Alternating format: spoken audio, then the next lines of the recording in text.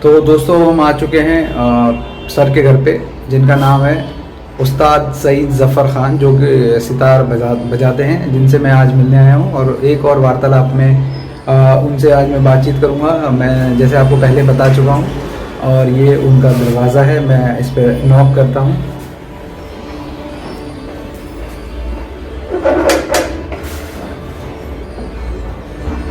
ये मैम हैं, उनकी वाइफ हैं, जिन्होंने दरवाज़ा खोला है। नमस्कार, आपका बहुत बहुत धन्यवाद कि आपने मुझे अपने घर में। तो ये सर का घर है, ये देखिए। जैसे कि म्यूज़िक की आवाज़ आपको सुनाई दे रही होगी कि देखते हैं।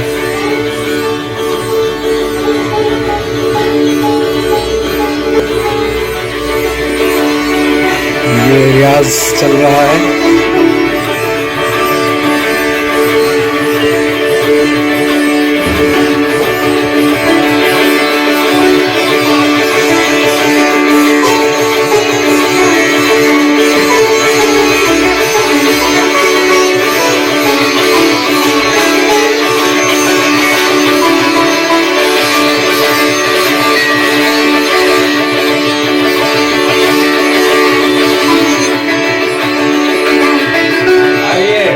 धन्यवाद सर, धन्यवाद आपका, बहुत बहुत धन्यवाद कि और आप को मैं सही समय पर, शायद मैं सही समय पर आया हूं कि अभी आप लोगों का रियाज चल रहा है।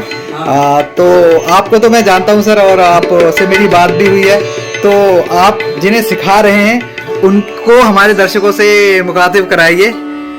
ये मेरे साहबजादे हैं सुहेल सईद खान साहब। वेलकम, आपका भी बहुत बहुत धन्यवाद। आप बहुत अच्छा सितार बजाते हैं और ये हमारी जनरेशन के 11वीं जनरेशन के वो हैं और माशाल्लाह से ये PhD भी कर रहा है और काफ़ी आजकल ये पॉपुलर काफ़ी हो रहा है, काफ़ी जगह गा बजा रहे हैं आपका। और अभी 25 तारीख को भी बजा रहे हैं अभी दिल्ली में।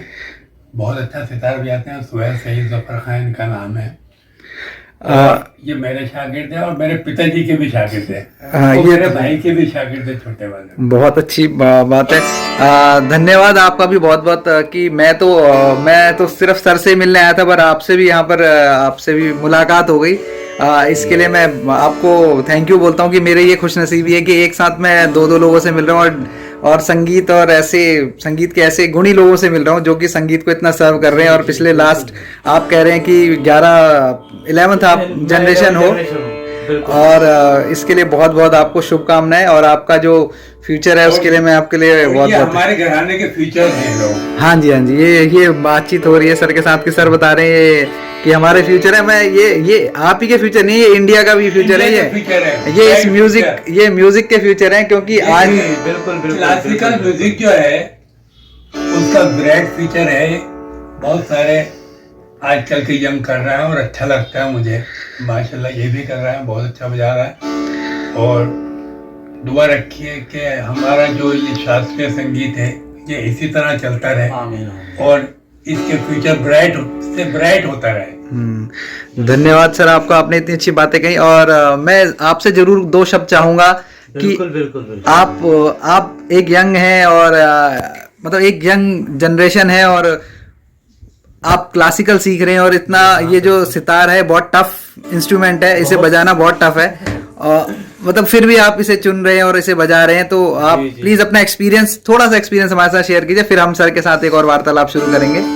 ये जो सितार है ये हमारे यहाँ, जैसे हमारे अब्बा जी ने बताया है कि जनरेशन टू जनरेशन आ रहा है, तो मुझे बहुत खुशी है कि मैं ये कर पा रहा हूँ, क्योंकि ये हमारी धरोहर है। It's our legacy, you know. तो ये चीज़ जो है ये हमें हर जो क्या कहते हैं न्यू जो यंग जनरेशन आ रही है उसको सोचना चाहिए कि ये जो लेगेसी जो है वो कंटिन्यू रहनी चाहिए। हाँ, ये जो लेगेसी है कंटिन्यू रहनी चाहिए, और तभी तो हम अपनी आने वाली जनरेशंस को ये म्यूजिक दे पाएंगे। अगर हम इसे आगे सर्व नहीं करेंगे तो फिर आगे वाले लोगों को कैसे पता चलेगा कि क्लासिकल म्यूजिक क्या होता था। सही बात है, बिल्कुल। खाली शोर शराबे को हम संगीत नहीं कह सकते। असल संगीत जो है वो यही है। असल संगीत यही है जिससे सारे के सारे संगीत निकले हैं। हर म्यूजिक जो है वो क्लासिकल म्यूजिक से ही निकला है। बिल्कुल। आप थैंक यू सो मच कि आपने मुझसे, आपका धन्यवाद करता हूँ थैंक यू सो मच। और सर से मैं यही कहूँगा कि सर ने मुझे टाइम दिया, उसके लिए बहुत बहुत धन्यवाद। और अब हम अपनी बातचीत की शुरुआत करते हैं। देखने अब अपनी बातचीत की शुरुआत में फिर आपको मैं सर से एक बार दोबारा मिलाऊंगा। Thank you so much.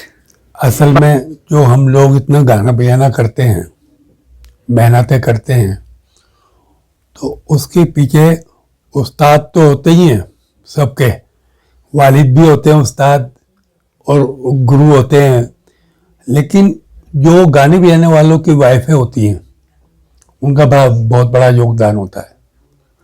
जैसे मैं आज सही से सही उस्ताद सईद ज़फ़र खां बना तो मैं अपनी माँ की और बाप की बदौलत बना। मेरे पिताजी और मेरी माँ, जो कि मेरी माँ उस्ताद चांद खां साहब जो संगीत मास्टर थे, हमारे नाना जो डायन ऑफ दिल्ली घराना थे, उनकी जो सबसे छोटी लड़की है वो मेरी माँ है, मिसिस बुलंद अख्तर बेगम। अम्मा ज़रा आना। तो ये मेरी वालदा है। इनका हाथ मेरे को सितार आर्टिस्ट बनाने में, जो भी छोटा मोटा मैं आर्टिस्ट हूँ, इनकी बदौलत हूँ। मैं इधर आओ, इन्हीं की बदौलत हूँ भाई। इनकी दुआओं का असर है और इनका आशीर्वाद है और इनकी मेहनत है।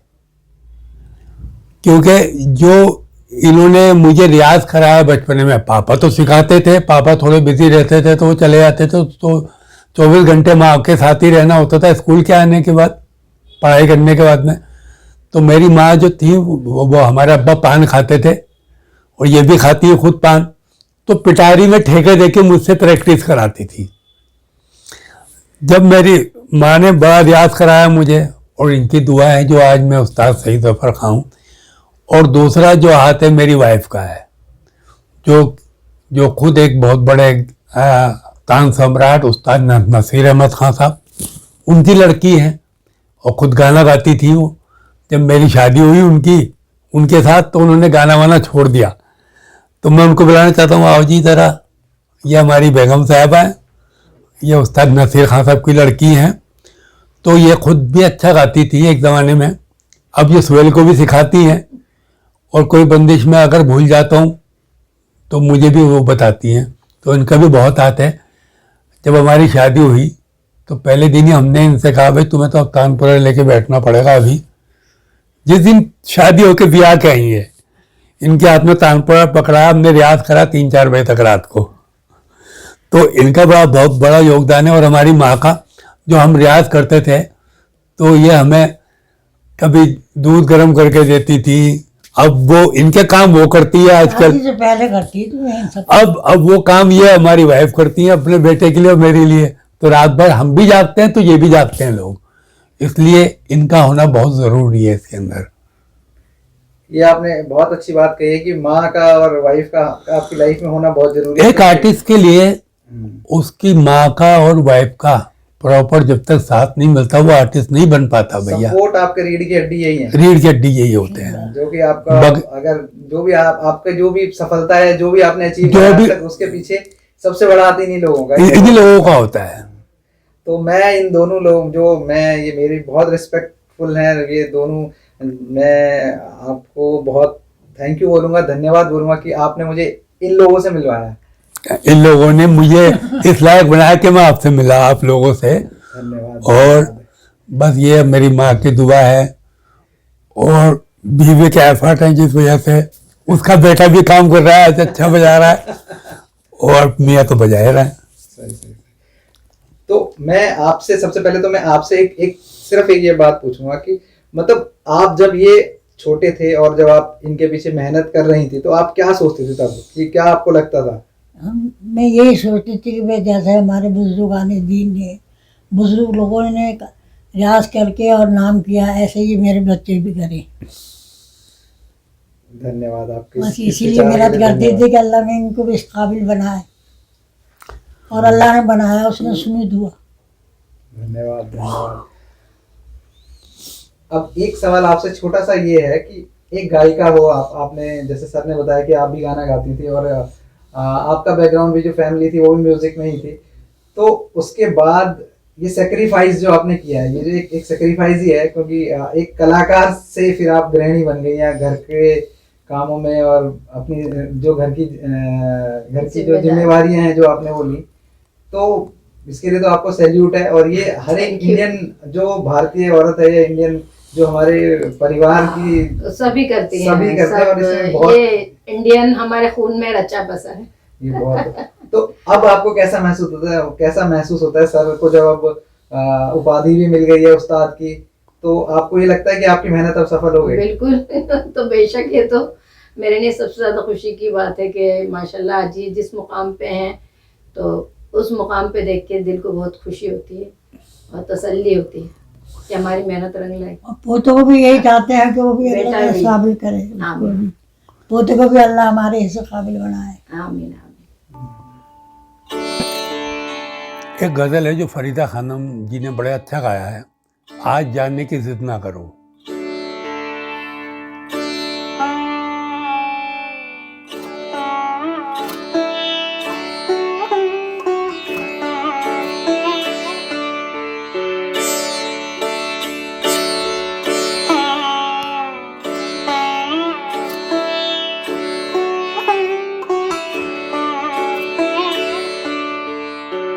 नमस्कार दोस्तों, एक बार फिर से आपका स्वागत है मेरे YouTube के चैनल ब्रजेश भंडारी में, और जिसमें हमारी सीरीज चल रही है एक और बात, और आप बात करते हैं आज के मेहमान की। और आज के मेहमान हैं हमारे उस्ताद सईद ज़फ़र खान, जो कि दिल्ली घराने से हैं, और इस टाइम पे हेड ऑफ द अपने दिल्ली घराने के हेड हैं, और मुखिया आप कह सकते हैं उन्हें।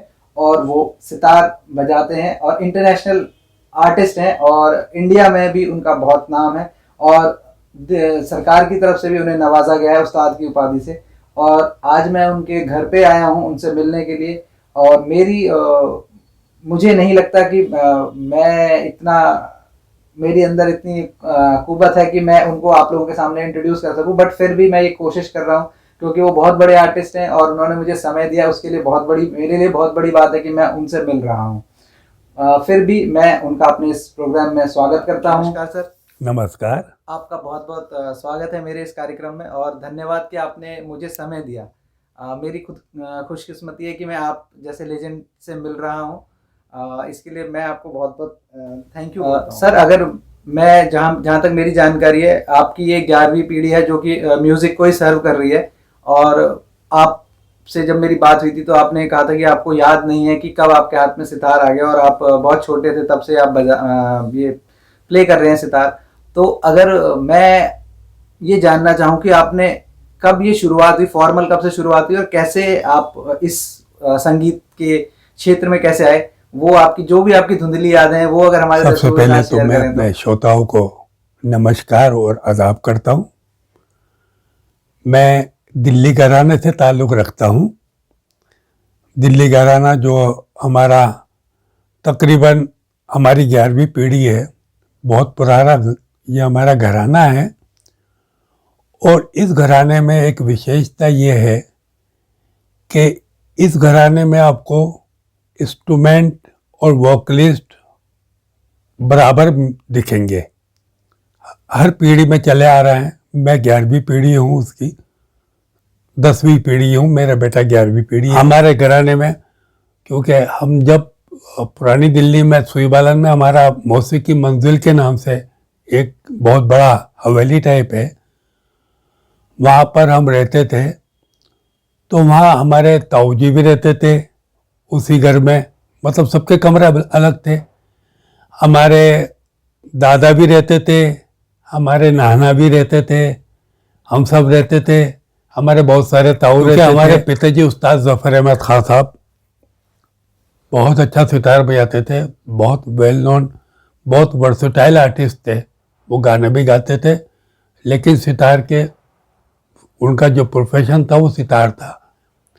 तो उन्होंने मुझे सितार सिखाया। तो घराने वालों से लोग ये कोशिश करते हैं, ये सोच के बैठते हैं कि ये तो घराने वाले हैं, ये अच्छे होंगे ही बजाने गाने में। आम आदमी अगर थोड़ा सा भी करेगा तो वो बर्दाश्त कर लिया जाएगा और अच्छा लगेगा सबको। लेकिन जो किसी घराने ट्रेडिशन से चलता है उसको बड़ी मेहनत करनी पड़ती है। और उसके लिए ये होता है कि अगर हम अच्छा कर रहा है तो हाँ जी ये तो घराने वाले हैं, ये तो करेंगे अच्छा गाना बजाना। और अगर थोड़ा सा भी 19-20 हो गया कि देखो यार उस घराने का कितना बुरा है, ये लोग कहते हैं। तो मेरा ख्याल है 6 साल की उम्र से मैंने सितार शुरू किया है और मेरे वालिद साहब ने, उस्ताद ज़फ़र अहमद खान साहब ने मुझे सितार सिखाया। उससे पहले मैंने अपने नाना उस्ताद चांद खां साहब जो कि संगीत मास्टर थे उनसे गाना सीखा। अपने दादा उस्ताद उस्मान खां साहब वो भी गाना गाते थे, उनके छोटे भाई थे मेरे नाना के, उनसे भी मैंने गाना सीखा। मेरे ताऊजी उस्ताद नासिर अहमद खान साहब, उनसे भी मैंने सितार के अंदर गाने की तालीम ली। अपने दूसरे ताऊजी उस्ताद ज़हूर अहमद खान साहब, उनसे वायलिन की, वो वायलिन बजाते थे इंस्ट्रूमेंट, तो उन्होंने भी मुझे सितार में बहुत तालीम दी। मेरे एक ताया और होते थे उस्ताद हिलाल अहमद खान साहब, उनसे भी मैंने गाने की तालीम ली। और जब तक इकबाल भाई वगैरह जिंदा रहे, हमारे बड़े कज़न ब्रदर्स, उनसे वार्तालाप होती रहती थी, गाने बजाने में अरदार परदार होता रहता था, तो उनसे भी सीखा। ये तो आपने लाख टके की बात कही कि अगर जैसे आप जब किसी ऐसे म्यूजिकल घराने में या किसी आपके जो पीछे खानदान में या आपके जो पीछे लोग होते हैं, अगर वो कोई भी किसी भी कला के क्षेत्र में, चाहे वो संगीत में हो या एक्टिंग में हो या नृत्य में हो, डांस में हो, तो उसमें ये तो सबसे बड़ी बात ये होती है वहाँ का बच्चा अगर अच्छा कर रहा है तो ये बात जरूर लोग बोलते हैं कि अरे ये तो इनका तो ये तो सब कुछ इनके ब्लड में ही है। बट अगर वो थोड़ा सा, अगर वो कहीं कम हो जाता है, अगर 19 हो जाता है, तो कहते हैं देखिए फिर उनकी जवान जो होती है वो ये होती है कि देखो ये तो उस घराने से और फिर भी ऐसा परफॉर्म नहीं कर रहा। हाँ, ये बहुत मुश्किल काम होता है और बहुत मुश्किल चीज होती है कि मेंटेन करके चलना, और आपने ये किया भी है। तो यहाँ पे ये बात तो ये होगी कि आपने शुरुआत कैसे करी। तो अब थोड़ा सा ब्रीफ में ये जानना चाहूँगा कि आप प्लीज़ हमें ये बताइए कि जैसे ये सफ़र आपका फिर आगे कैसे बढ़ा। ये तो आपकी शुरुआत हुई थी और यहाँ से आपने सीखना शुरू करा था, इसके बाद फिर आपका ये जो म्यूज़िक का सफ़र है ये आगे कैसे बढ़ा। देखिए क्या होता है कि ये लोगों को लगता है ये आर्टिस्ट स्टेज पे रहता है, लेकिन क्लासिकल म्यूज़िक के लिए ना तो गवर्नमेंट के पास पैसे हैं, ना कोई ज़्यादा खर्च करता है। जैसे हम थे, हमारा जर्नी जो शुरू हुई तो थी तो वो अवेलेबिलिटी भी थी हमें सबको, पूरे घर वालों को, लेकिन किसी वजह से जगह कम पड़ने की वजह से हमें जो मिला कमरा वो एक टीन का साहिबान बना हुआ था, वो छत पे मिला हमारे पिताजी को, क्योंकि वो सबसे छोटे थे। वो टीन के साहिबान के अंदर मतलब शटर सा डला हुआ था एक टीन का, उसमें हम लोग रहते थे और हम 5 बहन भाई थे, हैं मतलब अल्लाह का शुक्र है अभी भी। और आज जो हमारे पास घर है, सब कुछ है, उस ज़माने में सब कुछ होता नहीं था। पापा की भी इतनी इनकम नहीं होती थी कि वो मकान पक्का बनवा लें, तो वो लकड़ी का बना हुआ था, तो हम लोग उसमें रहा करते थे। और मुझे आज भी याद है कि जब मैं बहुत छोटा था तो मैं वो वही टीन के ऊपर नीचे ही वो चांदनी बिछा के हम लोग, बाहर थोड़ा सा जगह खुली थी, उसमें बैठ के रियाज करता था। गर्मी जाड़ों में भी इतनी ठंड में भी मैं वहाँ बैठ के प्रैक्टिस करता था, सरवर रख के और पाँव के ऊपर सितार का कवर रख के और कपड़े पहन के। और फिर वो एक कमरा बन गया, उसके बाद में एक छोटा सा किचन बन गया उसके साथ छत पे ही। तो जब सब सो जाते थे तो रात को वो 12 बजे से हम सुबह 5 बजे तक प्रैक्टिस करते थे। तो फिर मैं किचन को साफ करता था बाकायदा, उस पर नीचे बैठ के रियाज करता था, प्रैक्टिस करता था। तो ये तो घर के आलम थे, पैसे इतने होते नहीं थे कि जी हम कुछ करें। मुझे आज तक याद है कि मैं 11 साल की उम्र में मैं जनपद होटल में मैंने सितार बजाने की जॉब करी किसी गाने वाले के साथ। तो जनपद होटल जो सुईवालन में हम रहते थे, वहाँ से तकरीबन 3-4 किलोमीटर दूर होगा, जनपद लेन पे है। तो मैं पैदल जाता था वहाँ पर और मुझे वहाँ पहुँचना होता था 8 बजे एक ज़माने में।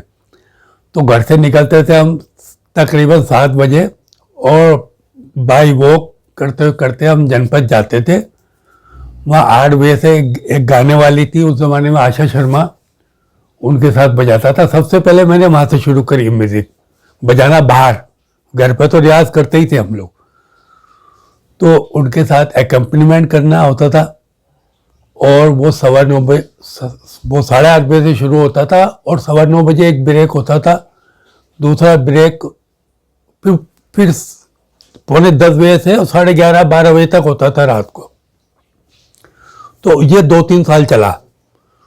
उसके बाद में 13-14 साल की उम्र के हो गए, तो फिर मौर्या होटल बना वहाँ पर धोला कुआं के पास। वहाँ हम बस से जाने लगे। अब वो सितार हमारा देखो इतना बड़ा होता है। उस जमाने में मैं बता रहा हूँ 78, 79 नहीं, 82 की बात है। उस जमाने बसों में भी बड़ी भीड़ होती थी, बहुत भीड़ होती थी। और बस भी मिलती थी हमें रीगल से। तो मैं यहां से रीगल तक तो सितार लेके जाता था पैदल रीगल तक। वहां बस में चढ़ते थे क्योंकि वहां से बन के चलती थी, तो चढ़ने में तो आसानी हो जाती थी। हमें सितार लेके बैठ गया। जब वहां धौला कुआं उतरने का टाइम होता था, धौला कुआं से भी 2 किलोमीटर चलना पड़ता था मौर्या होटल के लिए, तो वहां पर इतनी भीड़ हो जाती थी। तो मैं उतरते वक्त किसी बंदे से कहता था कि मुझे ये सितार मेरा खिड़की में से दे देना, मैं उतर रहा हूँ, आगे आ रहा हूँ, भीड़ पार करके। ऐसे ऐसे सफर किया। मुझे आज भी याद है कि वो सबसे पहला मेरा जो स्टेज परफॉर्मेंस था वो मेरठ में हुआ। और मैं तकरीबन 13 साल का हुआ।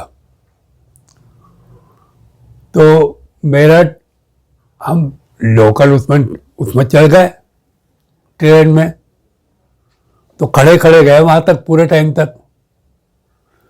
और वहां बजाया रात को, और रात को ही चल पड़े। और बस अड्डा उतरे, वहां से फिर घर पैदल। तो इतना पैसा नहीं मिलता था पहले आर्टिस्टों को कि वो अपनी बसर कर सके। सर ये तो जो आपने ये बताया आपका सफर कैसे शुरू हुआ और कहाँ से आप फिर आगे बढ़े, मतलब ये तो एक चीज ऐसा है कि जैसे जब भी अगर कोई पेड़ बनता है तो उससे पहले एक बीज जमीन के नीचे जाता है, तो फिर जब वो जमीन के नीचे एक उसका अलग ही अनुभव होता है। फिर जब वो बाहर निकलता है तो फिर वो ऊपर को आगे ही बढ़ता है। तो यहाँ पे मैं आपसे एक रिक्वेस्ट करूंगा कि आपने जब बात करी कि आप मौर्या में बजाते थे या जनपद में बजाते थे, तो अगर आप हमारे दर्शकों के लिए भी अगर कुछ बजाएं तो, और हमारे को कुछ आपका ये सुनने को मिले तो हमारी खुशनसीबी होगी सर।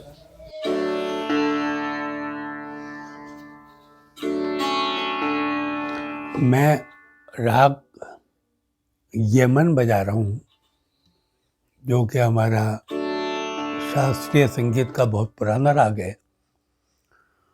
और यमन में मैं एक गज़ल बजा रहा हूँ, जो कि ज़ाहिर है मैं आम सोच के बजा रहा हूँ ये गज़ल। तो मैं पूरा ट्रेडिशनल क्लासिकल ना बजा के लाइट अंदाज से यमन सुना रहा हूँ थोड़ा सा, और वो ख़त्म करूँगा।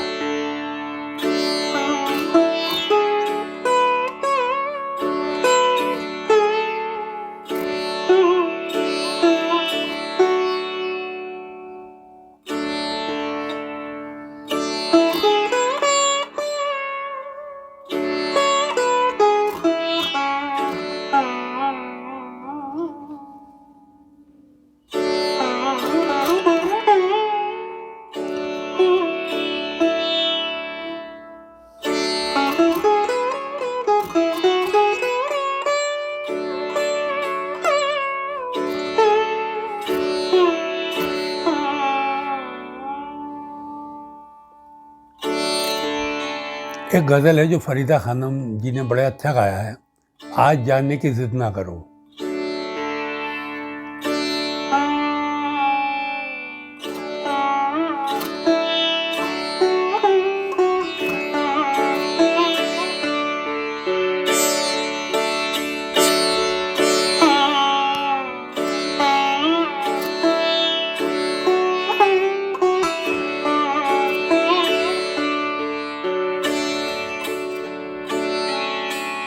आज जाने की जिद ना करो।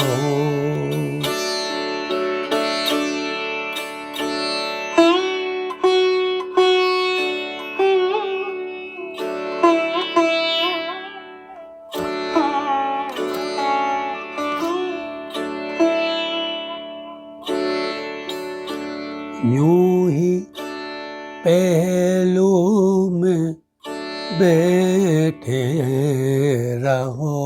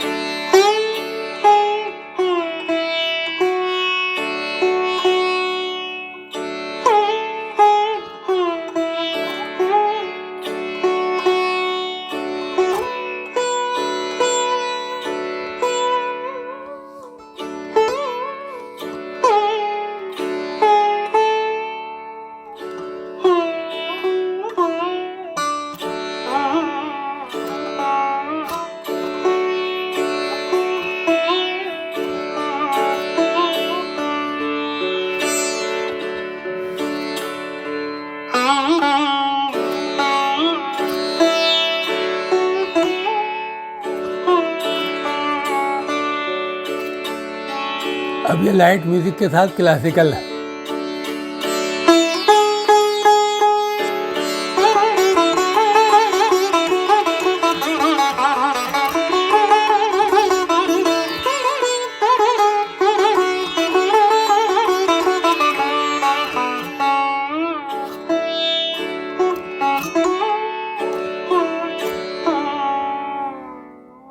बहुत ही बढ़िया, बहुत ही उम्दा, बहुत ही अच्छा सर। आपने जो बजाया वो दिल तक पहुंचा और दिल को छू गया। मैं आपको थैंक यू बोल रहा हूँ कि आप ये चीज़ बहुत मुश्किल होता है कि हम ये चीज़ कभी सुन सकें। मतलब मैं तो अपने एक बता रहा हूँ कि मैं, मेरे लिए बहुत बड़ी चीज़ है कि मैं आपको लाइव सुन रहा हूँ। तो ये तो आपके अभी तक के सफ़र की बात हुई कि अभी तक आपका सफ़र ऐसा चला। फिर उसके बाद ये सफ़र होटल से निकल के और वे फिर आगे कैसे बढ़ा और क्लासिकल के फील्ड में कैसे आए आप सर, उसके बारे में हमें बताइए। और एक चीज़ और है ये कि आप इंडिया में ही बजा रहे थे या फिर इंडिया के बाहर भी आपने कभी बजाया है या इंडिया के बाहर भी आप गए हैं, तो इसके बारे में भी आप हमें भाई असल में क्लासिकल तो मैं बजाता ही था। होटल में जॉब करने का मतलब यह था कि कुछ पैसे आए, घर पे आए। लेकिन उसके बाद में मैं रेडियो से अप्रूव हो गया था।